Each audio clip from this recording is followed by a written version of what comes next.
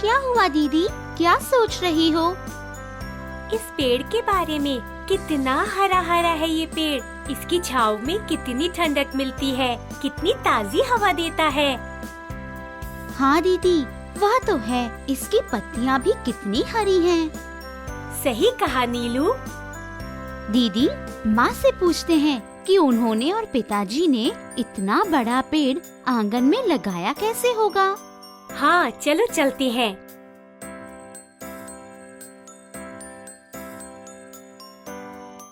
माँ, एक बात बताओ, यह जो हमारे आंगन में इतना बड़ा नीम का पेड़ है, वह आपने और पिताजी ने कैसे लगाया था? अरे, इसे तुम्हारे दादाजी ने बहुत साल पहले लगाया था। तब ये एक छोटा सा पौधा रहा होगा। सच माँ? बच्चों, पादप हमारी ही तरह बढ़ते हैं। तुम लोगों को क्या लगा कि जो छोटे पौधे होते हैं वो छोटे ही रहते हैं और जो बड़े पेड़ होते हैं वो हमेशा से वैसे ही हैं? छोटे पौधे ही धीरे धीरे बड़े होकर पेड़ बनते हैं। पादप भी सजीव होते हैं। क्या सोच रही हो नीलू? दीदी, क्यों ना हम भी एक छोटा सा पौधा लगाएं? शायद फिर हम समझ सकें कि ऐसी कौन सी क्रियाएं पादपों में होती हैं जो उन्हें सजीव बनाती हैं।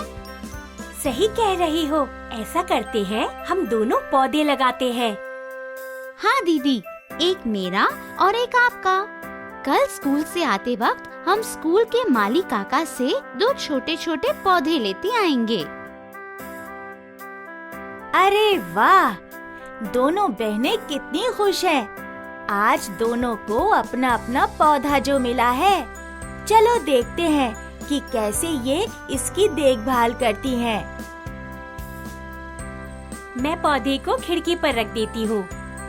मैं अपने पौधे को यहाँ कमरे में संभाल कर रख देती हूँ। अरे नीलू, देखो, ये नीम के पेड़ की पत्तियाँ कैसे भूरे रंग की हो गई है और पेड़ से टूटकर गिर गई है। हाँ दीदी, यह ऐसा क्यों है कि जो पत्तियाँ पेड़ पर हैं वो हरी हैं और जो टूट के गिर गई हैं वे भूरी और सूख गई हैं। ये पादपों की दुनिया भी निराली है। दोस्तों, क्या लगता है आप सबको कि दोनों यह पहेली कैसे सुलझाएंगी? अरे नीलू, वो देखो, माँ आंगन में लगे पेड़ों को पानी दे रही है। पेड़ों को बढ़ने के लिए पानी की जरूरत होती है। चलो हम भी अपने पौधों को पानी देते हैं। दोस्तों, आपको क्या लगता है? मेरे मित्रों को जिंदा रहने के लिए केवल पानी की आवश्यकता है। चलिए देखते हैं 4 दिन बाद क्या हुआ है। अरे, ये क्या हुआ? कल तक तो मेरा पौधा ठीक था, आज कैसे पीला पड़ गया है? अरे, मेरे पौधे में तो कुछ छोटी नई पत्तियाँ दिख रही है। मेरे पौधे के साथ ऐसा क्या हुआ दीदी, जो ये पीला सा पड़ गया? सोचने दो जरा। नीलू, तुम्हारे पौधे में इतना सारा पानी भी है। दीदी, आपने ही तो बोला था इन्हें पानी की आवश्यकता होती है। नीलू, मैंने ये कहा था कि पानी की आवश्यकता होती है। इसका मतलब ये तो नहीं है कि पौधे को पानी ही देते रहे। माँ भी आंगन में लगे पौधों को 2-3 दिन में ही पानी देती है। मैंने तो पौधे को रोज पानी दिया है। मुझे लगता है कि पौधे के पीले पड़ने का एक ये कारण भी हो सकता है। दीदी, जैसे हमें खाने की आवश्यकता होती है, लेकिन अगर हम ज्यादा खा लेते हैं तो तबीयत खराब हो जाती है। शायद वैसे ही मेरे पौधे के साथ भी हुआ है। मुझे भी ऐसे ही लगता है। नीलू, तुमने अपने पौधे को कहाँ रखा था? मैंने अपना पौधा कमरे में रखा था। कमरे में तो सूरज की रोशनी पहुँचती ही नहीं। दीदी, क्या सूरज की रोशनी पौधों के लिए आवश्यक होती है? हाँ, तुम देखो, जिस तरफ से सूरज की रोशनी पौधे पर पड़ रही है, उसी तरफ ये ज्यादा झुका है और इसे ताजी हवा भी मिल रही है।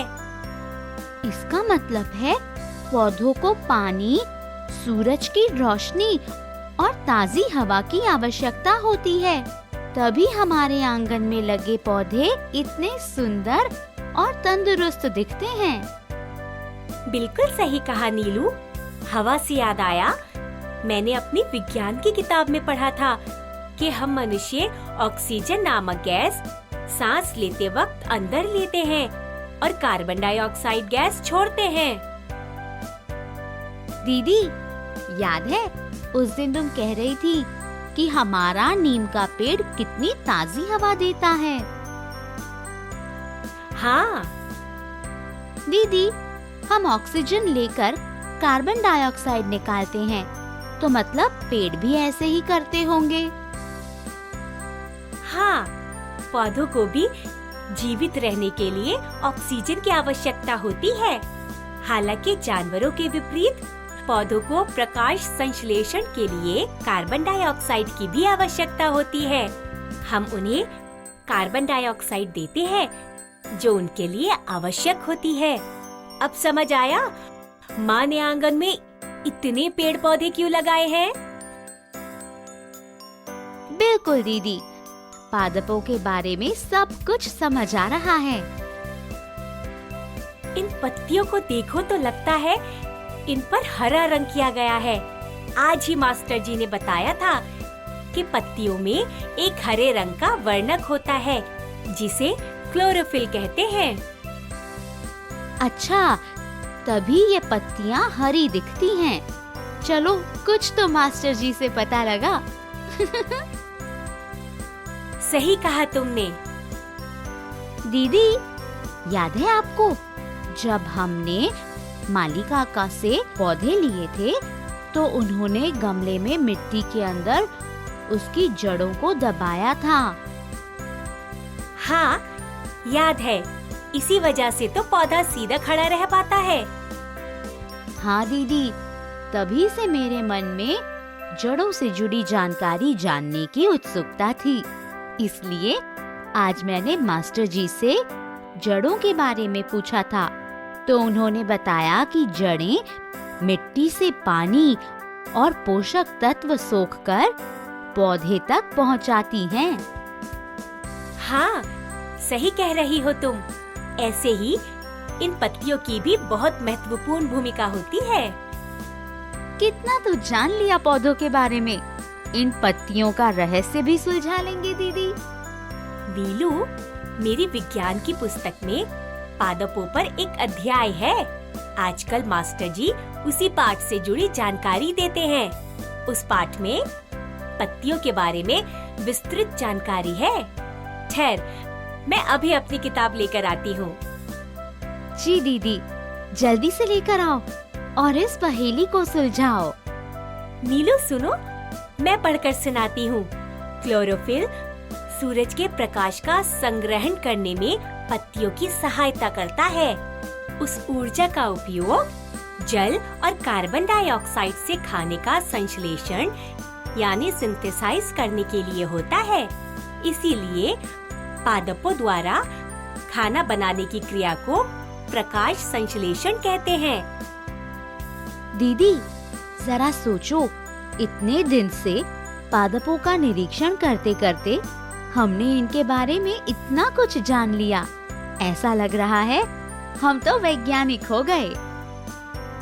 अब इस बात से ये पता चलता है कि पादप अपना खाना खुद बनाते हैं, इसीलिए इन्हें स्वपोषी कहते हैं। पादपों को खाना बनाने के लिए पानी, सूरज की रोशनी, हवा, कार्बन डाइऑक्साइड, खनिज पदार्थ की आवश्यकता पड़ती है।